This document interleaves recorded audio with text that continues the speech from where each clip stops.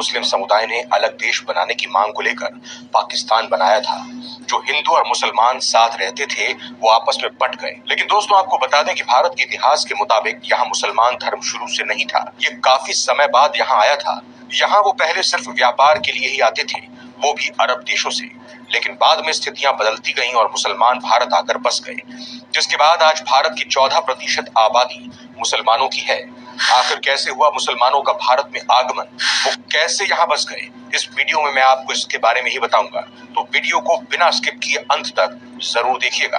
दोस्तों, इस्लाम धर्म के उदय के पूर्व अरबवासी मूर्ति पूजक थे। वो बहुत सारे कबीलों में बटे हुए थे।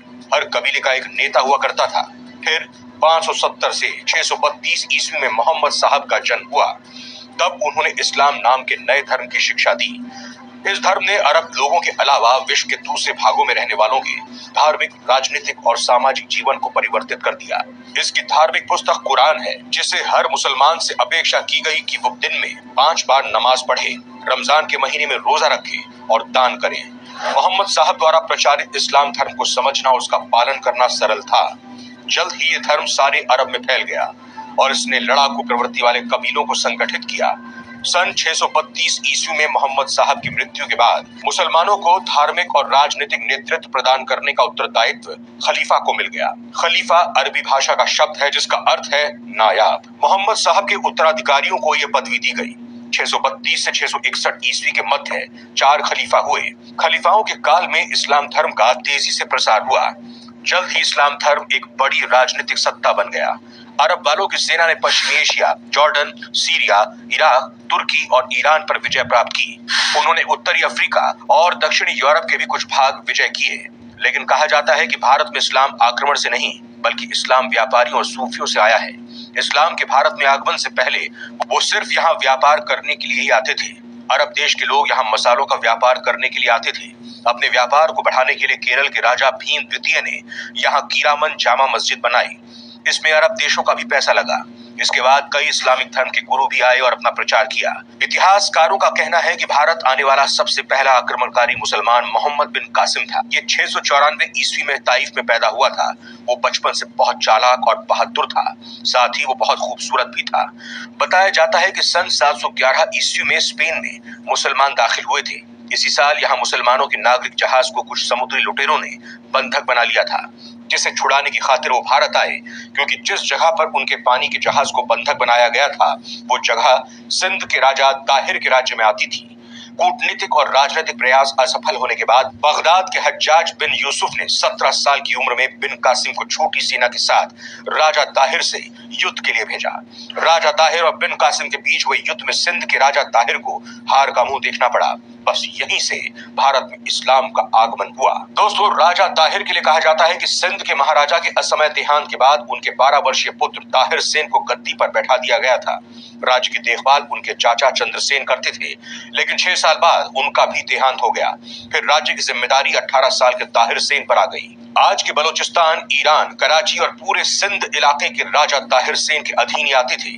राजा ताहिर सेन एक प्रजावत्सल राजा थे और गौ रक्षक के रूप में उनकी ख्याति दूर दूर तक फैली हुई थी। यही देखकर ईरान के शासक हज्जाम ने अपने सेनापति मोहम्मद बिन कासिम को सिंध पर हमला करने के लिए भेजा था। कासिम ने देवल के किले पर कई आक्रमण किए, लेकिन राजा ताहिर सेन और उनकी सेना ने हर बार उसे पीछे धकेल दिया। सीधे लड़ाई में बार बार हारने पर कासिम ने धोखा दिया। 20 जून 712 ईस्वी को उसने सैकड़ों सैनिकों को हिंदू महिलाओं जैसा वेश पहना दिया। लड़ाई छिड़ने पर वो महिला वेशधारी सैनिक रोते हुए राजा ताहिर सेन के सामने आकर मुस्लिम सैनिकों से उन्हें बचाने की प्रार्थना करने लगे।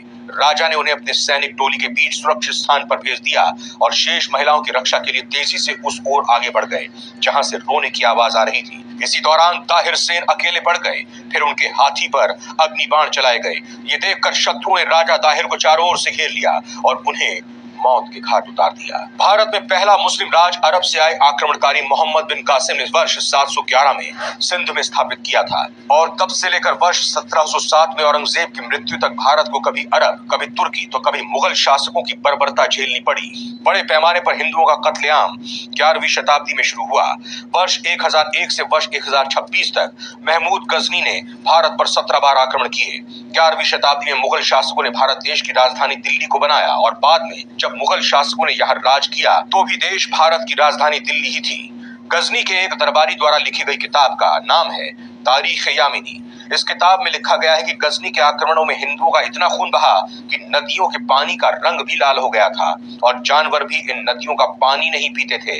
वहीं अलाउद्दीन खिलजी के बारे में कहा जाता है कि वर्ष 1298 में उसने 30,000 उन हिंदुओं को मार डाला था जिसने हाल ही में इस्लाम कबूल किया था। खिलजी को डर था कि इस्लाम कबूल करने वाले हिंदू उसके खिलाफ विद्रोह कर सकते हैं। तैमूर के बारे में कहा जाता है कि उसने 10,000 हिंदुओं का कत्ल 1 घंटे में करवा दिया था। इन 800 सालों के इतिहास में ऐसे अनगिनत तथ्य मौजूद हैं। बख्तियार खिलजी ने तो नालंदा विश्वविद्यालय में रखे करीब 90 लाख बेजुबान पुस्तकों को ही जला दिया था। सन 1857 तक निरंतर ये बरकरार रहा था। ये वो समय था जब दूसरे कई और मुस्लिम शासकों का भारत में आगमन हुआ था। 2 दशक भारत देश के सम्राट अकबर ने कुछ अंग्रेजों को यहाँ रुकने दिया था, लेकिन धीरे धीरे कर अंग्रेजों ने देश के छोटे छोटे नवाबों और राजाओं से सांठगांठ बना ली और फिर धीरे धीरे कर उन्होंने आखिरी में सन 1857 में भारत से मुगल साम्राज्य का पूरी तरह से अंत कर दिया। भारत में काफी समय तक मुस्लिम शासकों ने शासन किया। पूरी दुनिया में भारत देश में दूसरे नंबर पर सबसे ज्यादा मुस्लिमों की जनसंख्या रहती है। हमेशा से हिंदू और मुस्लिम दोनों साथ साथ मिलकर रहे। दोनों ने एक दूसरे को स्वीकार किया और दोनों के दिल में दोनों धर्म के लिए इज्जत और मोहब्बत पहले भी थी और आज भी है। दोस्तों, इस तरह से भारत में इस्लाम का आगमन हुआ। भारत पाकिस्तान अलग नहीं हुए होते तो यह संभव था कि भारत देश दुनिया का अकेला और पहला ऐसा देश रहता जहां मुस्लिम आबादी सबसे अधिक होती।